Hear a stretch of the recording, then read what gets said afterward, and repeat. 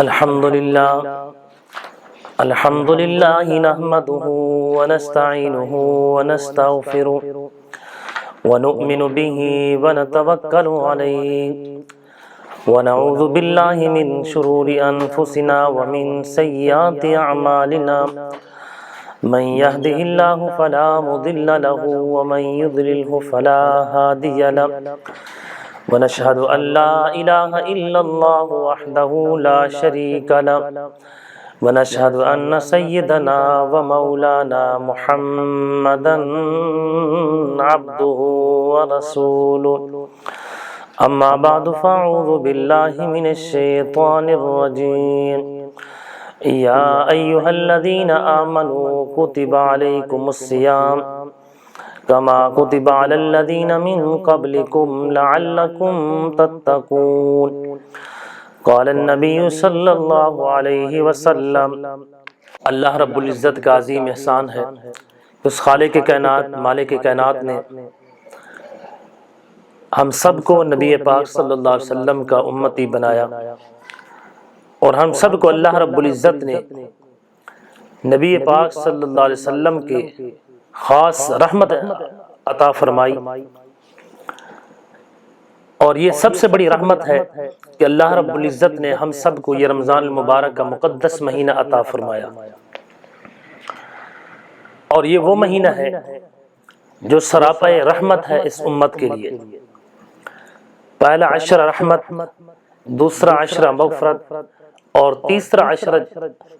جہنم سے نجات کا ہے، آزادی کا ہے۔ آج کا جو ہمارا عنوان ہے، ٹاپک ہے، وہ ہے اعتکاف کے بارے میں۔ اعتکاف یہ نبی پاک صلی اللہ علیہ وسلم کی سنت مبارک ہے، اعتکاف کرنا۔ رمضان المبارک کی 20ویں روزے کی شام کو سورج غروب کے وقت افطاری سے پہلے انسان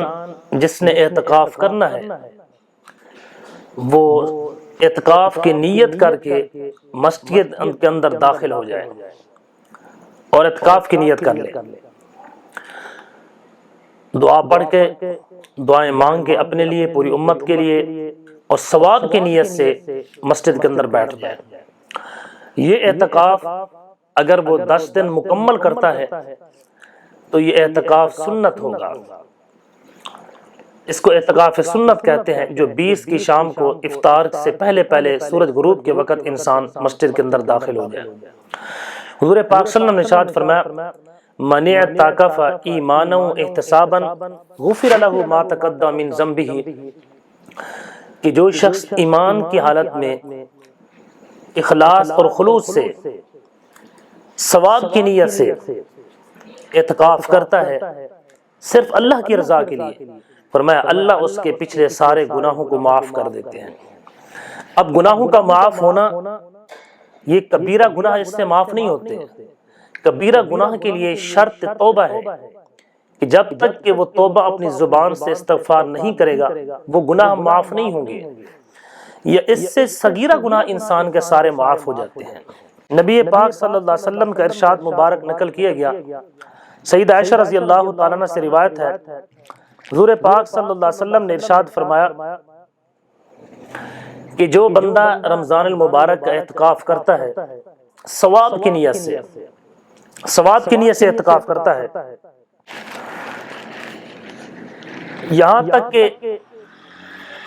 اللہ کی رضا کے لیے ثواب کی نیت سے اعتکاف کرتا ہے، اللہ تبارک و تعالی اس کے اور جہنم کے اس بندے اور جہنم کے درمیان 3 خندقوں کو آڑ بنا دیتے ہیں۔ 3 خندقیں انسان جہنم سے دور ہو جاتا ہے۔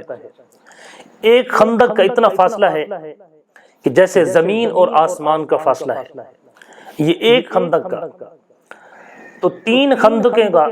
فاصلہ انسان اگر اخلاص خلوص سے اللہ کی رضا کے لیے 1 دن کا روزہ رکھے تو 1 دن کے روزے پر اعتکاف پر 1 دن کے اعتکاف پر انسان کو اللہ جہنم سے 3 خندقیں دور کر دیتا ہے جہنم سے۔ اب آپ خود سمجھیں کہ جو بندہ 10 دن پورا اعتکاف کرے اخلاص خلوص سے اللہ کی رضا کے لیے، دکھاوے کے لیے نہیں، صرف اللہ کی رضا کے لیے اعتکاف کرتا ہے، تو 10 دن انسان 30 خندقیں جہنم سے دور ہو جائے گا۔ جیسے کہا گیا کہ ایک خندق کا فاصلہ زمین اور آسمان کا ہے، تو انسان 30 خندقیں جہنم سے دور ہو جائے گا۔ اتنی بڑی فضیلت اعتکاف کرنے کی ہے۔ اور مزے کی بات یہ ہے کہ جو بندہ اعتکاف کی حالت میں بیٹھتا ہے اور وہ یہ سوچتا ہے کہ اگر میں باہر ہوتا، کسی مریض کی عیادت کرتا،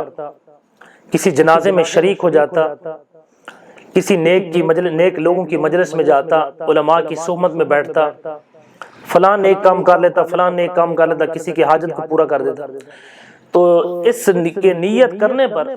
اللہ تبارک و تعالی اس کو وہ اجر و ثواب عطا کر دیتا ہے اعتکاف کی حالت میں۔ حالانکہ اس نے مریض کی عیادت نہیں کی،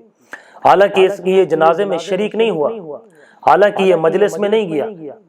باہر کا کوئی نیک کام نہیں کیا، اعتکاف کی وجہ سے، اعتکاف میں بیٹھنے کی وجہ سے اللہ وہ باہر کے کام کا اجر و ثواب اللہ اس کو عطا کر دیتے ہیں، اللہ اس کو اجر و ثواب عطا کر دیتے ہیں۔ گویا کہ وہ باہر کے کام کر رہا ہے اور اس کو اجر و ثواب مل رہا ہے اعتکاف کی حالت میں۔ اور اعتکاف اس لیے کیا جاتا ہے، ایک وجہ یہ ہے اعتکاف کی، اعتکاف بیٹھنے سے لیلۃ القدر کی رات کی فضیلت جو ہے وہ انسان اس کو بڑی آسانی کے ساتھ حاصل کر لیتا ہے۔ مثلا اعتکاف میں بیٹھے گا تو تقریباً 10 دن جو ہے وہ با جماعت نماز تکبیر اولیٰ کے ساتھ پڑھے گا، سنت نوافل کی پابندی ہوگی،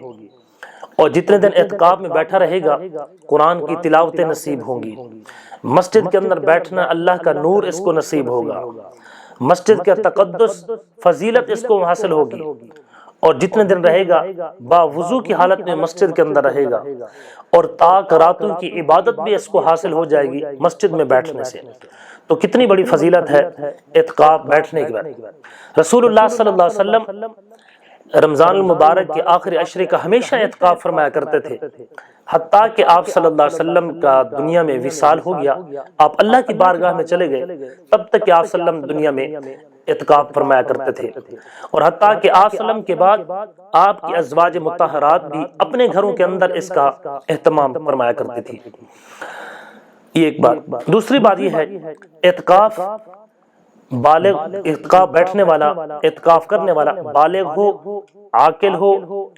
اور مسلمان ہو، آزاد ہو، غلام پر نہیں ہے، اور پاک ہو، مطہر ہو، جنبی حالت میں نہ ہو، تو یہ اور اعتکاف کی وجہ سے انسان کو بہت سارے فوائد حاصل ہوتے ہیں، بہت سارے فوائد حاصل ہوتے ہیں، انسان کے چہرے پر نورانیت آتی ہے، فضیلت ملتی ہے، ثواب ملتا ہے انسان کو، اور مسجد کے وہ نورانیت روحانیت اس کو حاصل ہوتی ہے، نماز اس کو باجماعت حاصل ہو جاتی ہے، تمام تر فوائد اس شخص کو ملتے ہیں۔ تو اعتکاف کے لیے سب انسان کوشش کریں، اس کی بہت بڑی فضیلت ہے۔ اللہ تبارک و تعالی ہم سب کو اعتکاف بیٹھنے کی توفیق نصیب فرمائے، اور یہ اعتکاف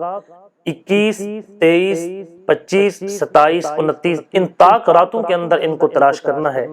جب ان راتوں کے اندر تلاش کریں گے تو اللہ تبارک و تعالی ہم سب کو اعتکاف کی وجہ سے اور لیلۃ القدر کی راتوں کی فضیلت سے محروم نہیں کریں گے۔ اللہ ہم سب کو اس پر عمل کرنے کی توفیق نصیب فرمائے۔